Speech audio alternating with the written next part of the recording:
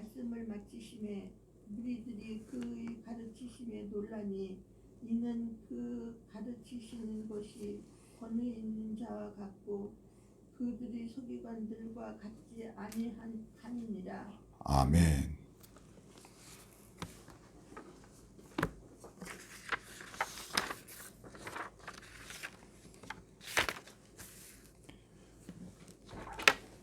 누가복음 19장에 보면 짱딸보 삭개오가 예수님을 만나는 장면이 기록되어 있습니다. 키가 작아서 예수님을 보고자 하되 보지 못하였는데 나무에 올라가면 되겠구나라고 올라가서 그가 오시는 걸 기다렸습니다. 그런 삭개오를 예수님이 바로 알아보시고는 속히 내려오너라, 내가 오늘 내 집에서 유하여야 하겠다 하셨습니다. 그가 급히 내려와 즐거워하며 영접하고는 소유의 절반을 가난한 자들에게 주고 그 다음에 사취한 것이 있으면은 4배로 갚겠습니다 라고 했어요. 이제 부정하게 이제 빼앗았다라는 건데 대략 도둑질하면은 4배를 갚게 돼 있었던 율법을 자기가 따르겠다는 그런 말입니다. 원래 세리는 율법하고는 상관없는 이제 로마의 그 개 같은 그런 존재였는데 율법을 알고는 있었던가 봐요. 이렇게 했습니다. 이에 예수님은 오늘 구원이 이 집에 이르렀으니 이 사람도 아브라함의 자손이미로다 이렇게 선포를 하셨습니다. 세리장은 이제 이 로마가 저걸 해줘요. 이 세금을 직접 이제 거두지 않고 로마인들을 통하여 그 지역의 이제 사람들에게 도급을 해줍니다. 그 제일 많은 이제 금액을 쓰는 자를 세리 혹은 세리장으로 세우고 그로 하여금 세금을 거두게 했는데 보통 로마에 바치는 세금보다 더 붙여가지고 많은 돈을 이제 거두어서는 착복을 한 겁니다. 그 가운데서 이제 그 불법으로 빼앗은 이런 것도 많이 있겠죠. 그거를 이제 4배를 갚겠다라고 말한 거고, 그 다음에 전체적으로 자기가 배를 불린 거니까 가난한 사람들에게 반을 주겠습니다라고 한 거예요. 근데 이 로마인을 대리하여 세금을 받기 때문에 이제 유대인들로부터는 죄인, 즉 매국노 같은 취급을 받았습니다. 그래서 이게 이제 유대인도 아닌 것 같이 이렇게 이제 돼버린 거예요. 그런데 쌓은 부도 깨끗할 리가 없죠. 이제 세금 거두면서 더 많이 착복을 이제 받아가지고 자기가 이제 가지게 되니까. 그리고 이렇게 부를 이루다 보니까 이 직을 세습을 하는 경우가 많았다고 합니다. 그러니까 그 돈벌이가 잘 되니까 이제 이 집을 그대로 아들이나 뭐 이렇게 친척들에게 이제 넘기고 그러면 그 집안이 그냥 이 세습해서 세리직을 맡는 경우가 허다했다고 하는데 한번 돈이 들어오는 직업을 갖게 되면은 세습해주고 싶은 그런 마음이 있겠죠. 철밥통을 계속 이제 자손들에게도 내리겠다 그런 이제 겁니다. 예나 이제나 뭐 동서고금 막론하고 비슷합니다. 자, 그런데 그 마음 한구석에는 나도 적어도 그래 유대인인데 내가 아브라함의 후손으로 좀 그 인정을 받아야 되지 않겠나 하는 이런 이제 소외감과 이제 어떤 서운함, 그다음에 어떤 갈망 이런 것들이 있어서 아마 그 사람들을 가리지 않고 잘 대해주시고 누구나 다 오면 치료도 해주시고 그다음에 특히 마음이 가난한 자는 복이 있다. 천국이 그들의 것이다.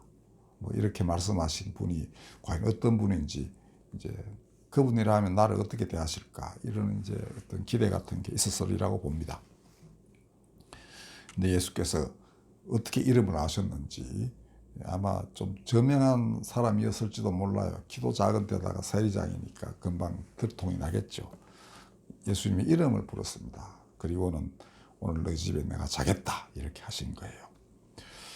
자, 그랬더니 그는 이제 금세 막 기뻐해가지고 그러니까 이 놀라운 일을 이제 약속을 한 것입니다. 그런 점에서 예수께서 아브라함 후손이라고 선포하신 것은 그가 완전히 구원에 이르렀다는 선포라고 해도 좋습니다. 그 당시에는 구원이라는 말이 이제 좀 이해하기 힘들었을 거예요. 지금 우리는 구원 그러면 하나님 안에 용인이 되는구나 이런 건데, 당시로서는 하나님 나라에 들어간다 혹은 아브라함의 후손이 되었다 뭐 이렇게 아마 말하면 제일 알아듣기 쉬웠을 거예요. 근데 이 삭개오에 대비되는 인물이 한 사람 있습니다. 똑같은 부자입니다. 근데 그는 마가복음에 보면은 아주 어릴 때부터 계명을 잘 지키는 그런 사람이에요. 그리고 부자 청년으로 딱 돼 있는데 이름이 전해지지 않습니다. 그 이유는 그가 예수를 떠나서 갔기 때문인데, 과정은 이러합니다. 그가 예수께 나와서 선한 선생님이요, 내가 어떻게 하면 영생을 얻겠습니까? 라고 말해요. 그러니까 이 구약 성서에는, 그러니까 적어도 예수님 오시기 한 300~400년 전에 이제 마감이 됐다고 할 수 있는 그 구약 성경에는 맨 마지막 쯤에 해당하는 다니엘서에만 영생이라는 말이 나와요. 그러니까 포로기 이후에만 사람들이 사후세계, 혹은 천상의 세계, 혹은 영생 이런 것들을 이해를 하게 되는 거고, 그 이전에는 유대인들은 그냥 젖과 꿀이 흐르는 땅에 하나님의 뜻에 따라서 살고 하는, 이것이 최고의 그 하나님 백성으로서의 지켜야 할 바였습니다. 그러니까 그 사후 세계는 그렇게 염두에 두지 않아도 이미 살아서 하나님 백성이니까 사후에 뭐 무덤에서 자든 그다음에 나중에 그 하나님이 어떻게 다시 일으키시든 이건 그렇게 큰 관심사가 아니었어요. 그런데 포로기 이후에는 이게 좀 달라졌습니다. 이 세상에서는 정말 힘들게 되지만 살지만 우리가 사후 세계, 내가 이렇게 세상에서 살다 보면은 하나님 나를 보듬어서 계속 살게 하실 것이다. 그게 이제 영생인데, 이 부자 청년도 전통적인 그 유대교의 율법을 그대로 준수한 사람이니까 그 오래된 믿음 속에 그 이제 계승자라 할 수 있죠. 그러니까 젖과 꿀이 흐르는 땅에서 풍족하게 하나님 믿고 잘 사는 거. 그런데 어느 날 이제 유대교 안에 영생이라는 관념이 들어오면서 이게 이제 조금 혼란스러워졌던가 봐요. 그래서 자기는 율법도 다 지키고, 그다음에 그로 인해서 부도 쌓고, 부도 깨끗한 거 아니겠습니까? 율법을 지키니까.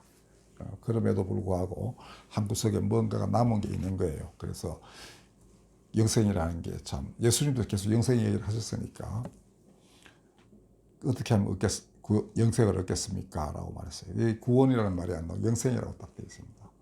그러니까 예수님도 자신을 생명의 떡이라고 하셨고, 그걸 먹으면 영생을 얻으리라 이렇게 하셨는데, 그래서 예수님이 그 십계명을 줄줄이 나야 하면서 이제 이게 어떠냐 그랬더니 어려서부터 다 지켰습니다 라고 해요.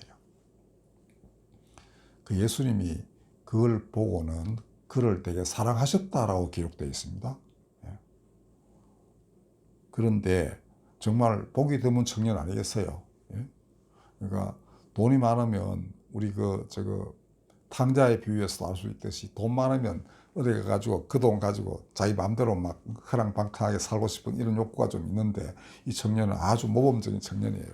그러니까 예수님이 내가 좀 쓰면 좋겠다라고 생각을 하셨는데, 이제 하나 부족한 게 있는데 그걸 네가 해야 된다라고 하셨습니다. 그게 뭐냐 하면은 내 소유를 다 팔아 가난한 자에게 주고 다음에 나를 따르라 이렇게 하셨어요. 그러니까 예수님을 따르려면은 이제 재물 관리를 동시에 할 수 없는 이런 이제 그때 여건이 그랬었어요. 예수님은 여기서 그다음 저 동네로 그다음 다른 동네로 끝없이 이방 지역까지도 돌아다니신 분이고, 그러면서 모든 동네에 하나님 나라의 복음을 전하려 하시니까 제자들도 다 배를 버리고, 어부들은 배 버리고 따랐어요. 세리 마태는 그 삭개오 같이 이제 이렇게 한 사람은 아닌데 오히려 그보다 더 극적으로 아예 그 세리가 앉은 부스를 박차고 나와서 예수님 제자가 됐어요. 이렇게 뭘 끊고 나가야 그를 따를 수 있는 그런 여건이었습니다. 제자리에 앉아서 말씀 듣고 묵상하고 그다음에 기도하고 뭐 좋은 일 행하고 이거 할 수 있는 여건이 아니었어요. 예수님 당시에 예수님 제자가 되는 거는. 그러니까 일종의 유랑민 같은 그런 이제 생활을 해야 되고, 아브라함이 꼭 친척과 아비 집을 떠나서 이 하나님 지시하시는 곳으로 가라 하는 명령을 받았듯이 이 제 아들도 그랬었어요. 그러니까 재산 관리를 뭐 누구에 맡기든지 이래야 되는데 아예 다 가난한 사람이 나누어 주고 이제는 전혀 다른 사람이 되어 가지고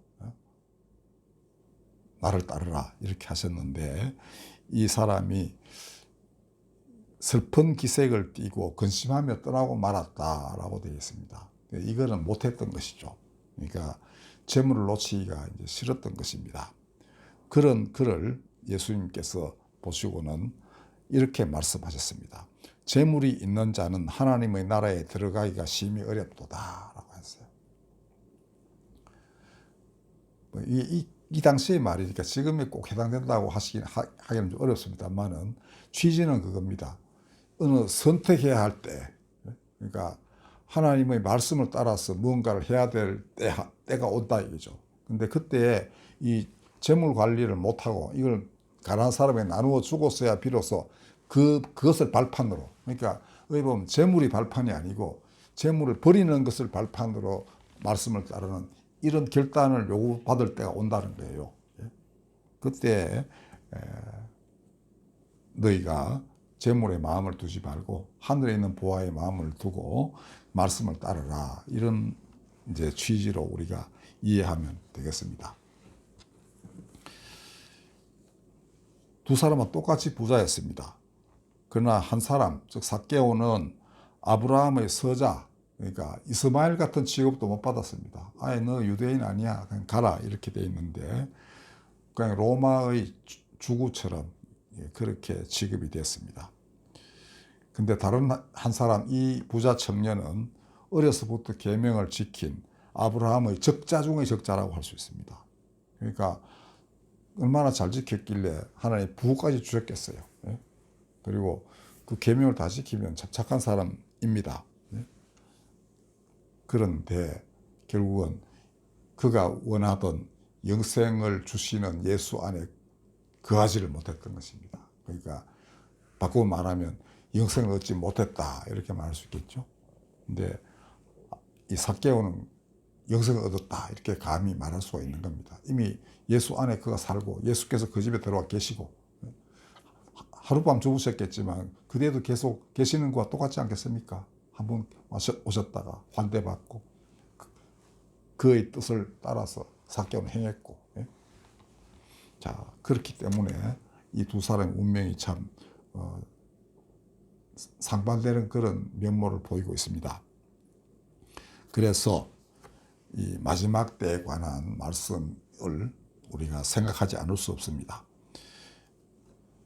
누가복음 17장에 보면 맥돌가는 두 여자가 있는데 하나는 데려가 버렸고 하나는 버려둠을 당할 것이다 이렇게 됐습니다. 그러니까 마지막 심판 때 이제 하나님이, 그러니까 우리가 몇 주 전에 말씀드린 대로 낯을 휘둘러서 예수님이 거두어가는 알곡은 하늘 데려감을 당하는 거고, 그 다음에 천사, 즉 종을 시켜가지고 거두어서 묶어가지고 불에 태우는 가라지, 이거는 이제 여기서는 버려둠을 당할 것이다 라고 표현이 되어 있는 사람들입니다.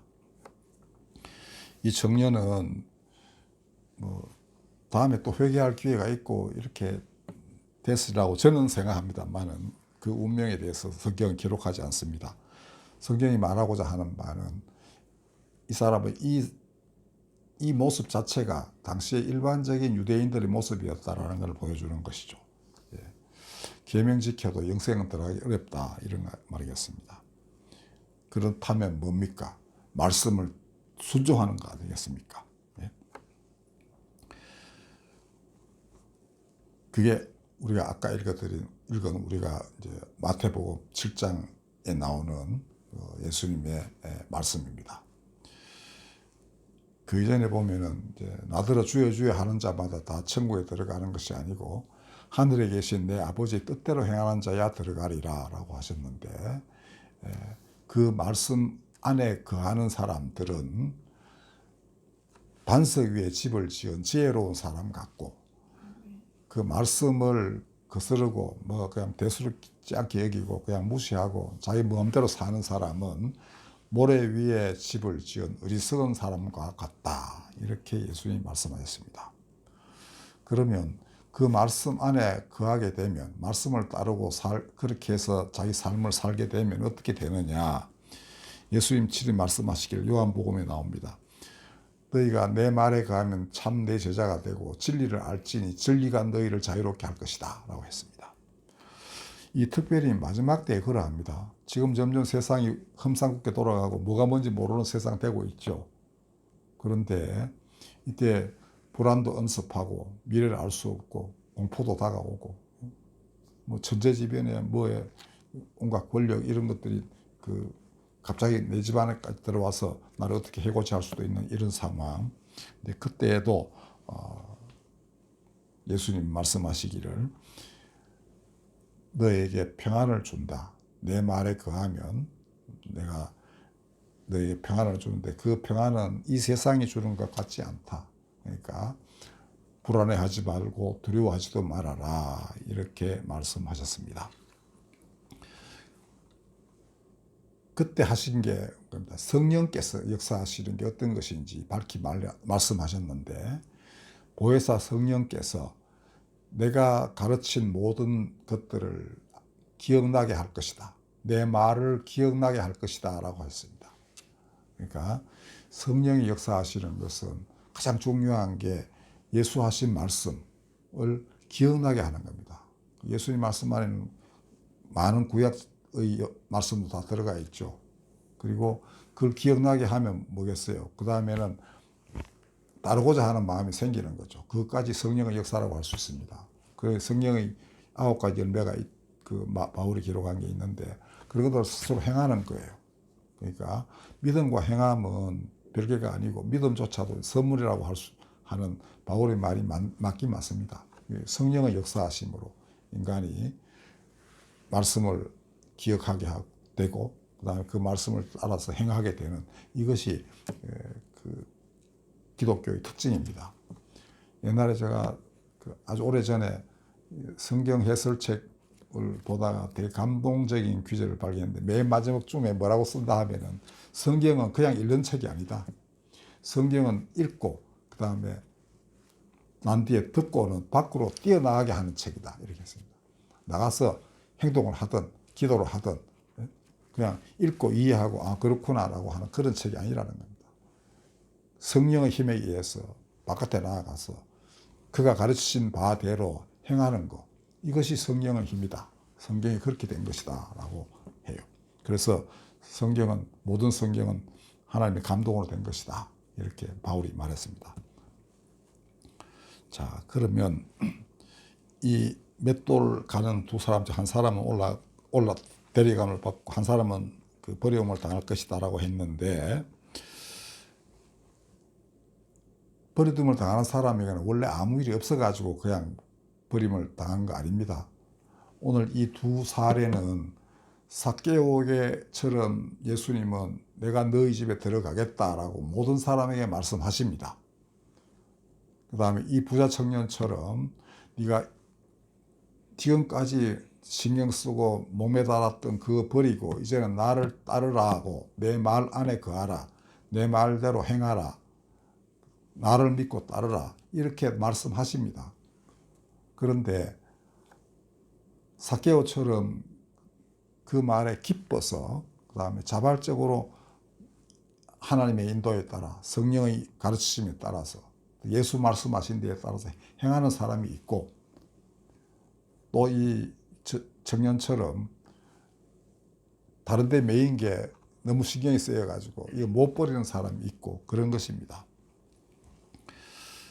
이렇게 되면은 혼돈과 공허와 흑암에서 벗어나지를 못하게 됩니다.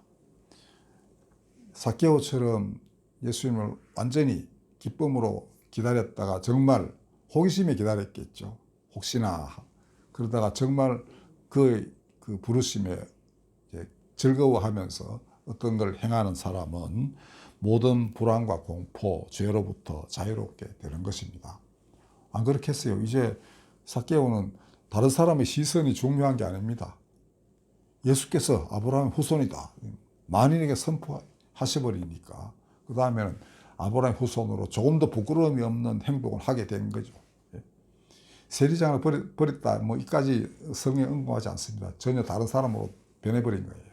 아마 직업은 그대로 가질 수도 있지만은 그가 이제 행하는 모든 일들은 자기 집안만 자기만 배불리 먹고 하는 이런 삶은 전혀 아니라는 것입니다.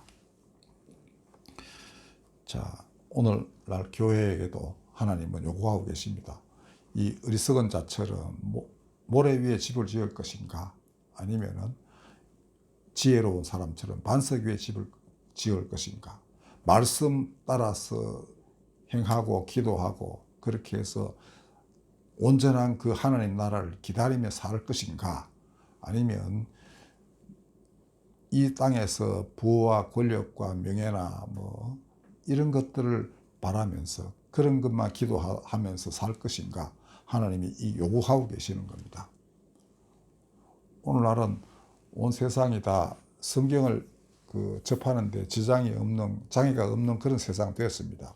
사람이 마음만 먹으면 뭐 불교인이든 무교인이든 어떤 산골 오지에 있는 사람이든 간에 어지간히 서로 교류하며 살잖아요. 그러다 보면은 예수님이라는 분이 있다라는 것도 알고 성경이 있다는 것도 알고 그럴 겁니다. 그럼 찾아보면 다 얼마든지 접할 수 있는 세상이 됐어요.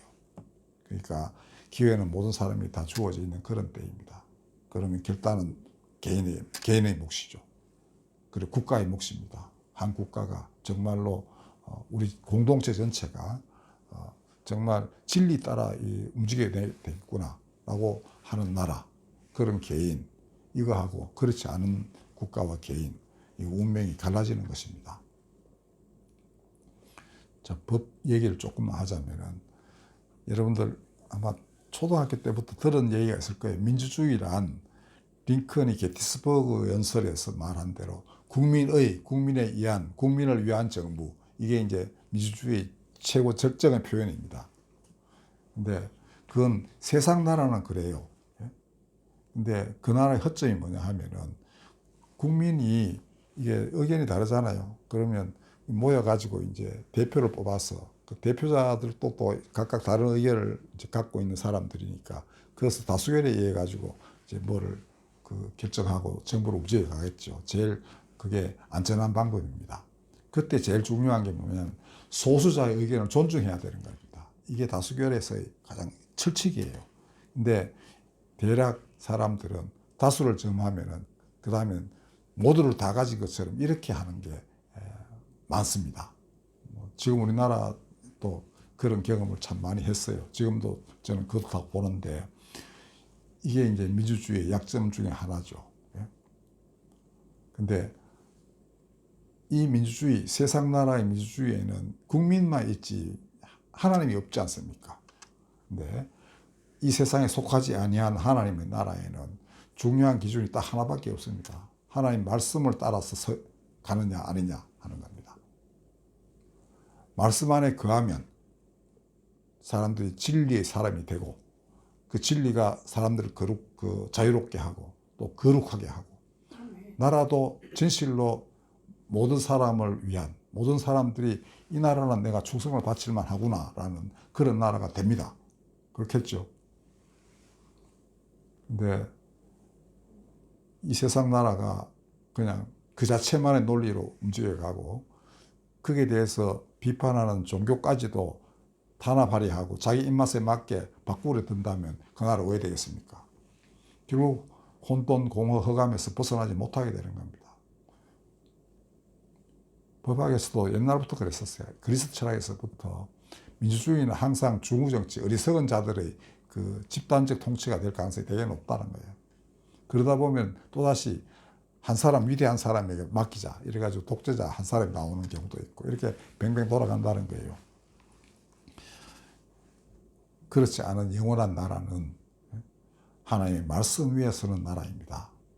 그러니까 성경은 그 모든 천상천하의 모든 것이, 모든 나라, 모든 공동체 이게 다 그리스도 안에서 통일되고 연결되고 서로 사랑하고 그렇게 해서 다 하나님 안에서 정말 서로 기쁨을 누리는 그런 날이 오게 된다라고 하시는데 아직은 좀 요원한 것 같습니다만은 그렇게 되지 않으면 안 되는 게 이 세상입니다. 이 세상이 어떻게 이대로 견디겠어요, 여러분들? 정의가 뭔지도 확연치 않은 데다가 그나마 사람들이 합의할 만한 정의의 원칙도 뭐 어기는 자들이 너무나 많고 어기는 자들이 힘이 있고 벌써 2000수백 년 전에 그리스 철학자들은 강자의 힘이 정의다라는 그런 주장을 하는 사람들이 잘못됐다고 비판한 위대한 철학자도 있었어요. 그리고 그 토대 위에 이제 민주주의가 생성이 됐는데 지금에 이르러 미국에서 공공연하게 강자의 힘이 정의다는 사람이 나왔습니다. 미국 정부의 중요 인사들이 그런 말을 해요. 자, 이 세상이 어떻게 거꾸로 돌아가도 한참 거꾸로 돌아가서 3000년 전으로 돌아가는 듯한 그런 기분이 듭니다. 이거 하나님 말씀의 바탕 위에 서지 않으면 안 되는, 자신들은 위기에 처해 있는지 잘 모르는 것 같아요. 자, 오늘 우리 정말 어리석게도 모래 위에 집을 지을 것인지 아니면 반석 위에 집을 지을 것인지 정말 깊이 생각하고 그 다음에 행동하고 그렇게 해야 됩니다. 여러분들 많이 기도하십시오. 저도 많이 기도합니다. 그리고 뭐 복잡한 일 많죠. 힘든 일도 많고 그 다음에 우리 교회가 하도 힘들고 이제 이런 게 그래서 제가 오늘 생일 아닙니까? 그래가지고 무슨 말씀이 생각나 하면은 그 보통 사람도 그 생선 달라는 자식에게 뱀 주는 놈이 누가 있냐? 예? 그러니까 하물며 하나님이 너에게 좋은 거를 왜 안 주시겠느냐 이렇게 하신 말씀에 위로를 받는데 그럼 그 좋은 게 뭐냐? 우리가 이제 이 어려운 이 재정난을 헤쳐나가는 이런 것 좀 해줬으면 좋겠다라고 생각을 했어요. 생일날에 적어도 77세가 이 희수라는 겁니다. 기쁜 날이라는 거예요. 그러니까 즐거울 희자입니다. 그러니까 그게 이제 77이게 그렇다는 건데 그래 했으면 참 좋겠다는 기도를 했어요. 며칠간. 그러다가 그저께는 달리 생각하게 됐습니다. 내가 진짜로 기쁜 생일이라는 게 뭐겠는가 생각해 보니 그렇게 이 재정적 문제를 해결해 주시면 참 기쁘겠다고 생각한 게 되게 단견이었다고 이제 느껴졌어요. 그 대신에 지나간 수십 년간 제가 한 50년 전쯤에 이제 부르심을 제가 확실하게 인식한 때가 그때인데 그 이후에 지금에 이르기까지 하나님의 인도하심에 따라서 지금 이 나이가 될 때까지도 계속 하나님 말씀을 골똘히 생각하고 그걸 선포하고 또 우리 정경규 집사의 힘을 입어가지고 계속 유튜브로 말씀을 내보내고 다행히도 몇백에서 때로는 2000 이렇게 넘어가는 그 보는 사람들도 있고 뭐 다 동의하든 안 하든 하여튼 보긴 봐요. 예? 네, 그런데 그 자체가 즐거운 일이었구나. 하나님이 이미 즐거운 일들을 그러니까 참 기쁜 일들을 그러니까 지금까지 하도록 하셨구나라는 생각에 이 희수가 맞긴 맞다 이렇게 생각을 하게 됐습니다. 교회 문제는 또 사람이 할 수 없는 일이 많더라고요. 그러니까 하나님께 맡기고 그렇게 있는데 불안불안하긴 하죠. 그렇지만은 지금까지 해오셨으니까 앞으로도 뭐 정리가 되리라고 믿습니다만은 가장 중요한 것은 결국 그런 느낌을 받았습니다. 이 마지막 때에 가장 중요한 것은 성령께서 사람들에게 예수의 말씀을 생각나게 하는 것이다. 그리고 분명히 그렇게 하시는데 따르고 안 따르고 하는 게 사람한테 달렸으니 이게 이제 세상이 어지럽다는 거예요. 그러나 더 많은 이 땅 많은 사람 사는 곳마다 예수 말씀을 생각하고 그걸 따라야 되겠다고 생각하는 수많은 사람들이 일어날 때 그게 일종의 말씀의 제6화입니다. 내 말에 거하면이라는 게 말씀이 그 사람 안에서 살아 움직이는 거 아닙니까? 그럼 그게 6화예요. 예수님이 말씀은 6화라고 이렇게 표현하는데 그 말씀이 육신이 되신 분이 다시 이 사람 속에 들어가 사는 거, 이 제6화입니다. 그리고 그게 온 세상 모든 곳에서 하나님의 뜻을 이루시려 하는 모든 삶의 영역에서 그런 사람들이 나옵니다. 이 집단적 제육화, 이게 재림입니다. 한 사람으로 온다기보다는 그렇게 수많은 사람들 가운데 그의 말씀이 육신이 되신 말씀이 다시 제육화되는 것, 이게 재림이에요. 그러니까 누가 재림 예수다, 전부 가짜입니다. 사기꾼들이에요. 요새도 지금 그런 사람이 있습니다. 사람들이 수십억씩 뜯기고 그러면 저거 고아생활하고 이러는데 그렇지 않습니다. 하늘로 데려간다는 거 아까 표현되어 있지만 이거는 하나님 나라의 사람이 되는 거예요. 하나님의 백성 되는 겁니다. 근데 그 백성은 이 땅에서 그 뜻을 이루는 그런 일을 해야 돼요. 그러니까 우리가 흔히 말하는 사람들이 갑자기 둘이 있다 하나는 그냥 하늘로 휴거돼 버리고 하나는 남아있어 온땅 고통당하고 이런 거 절대로 아닙니다. 오늘날 교회는 각성해야 돼요.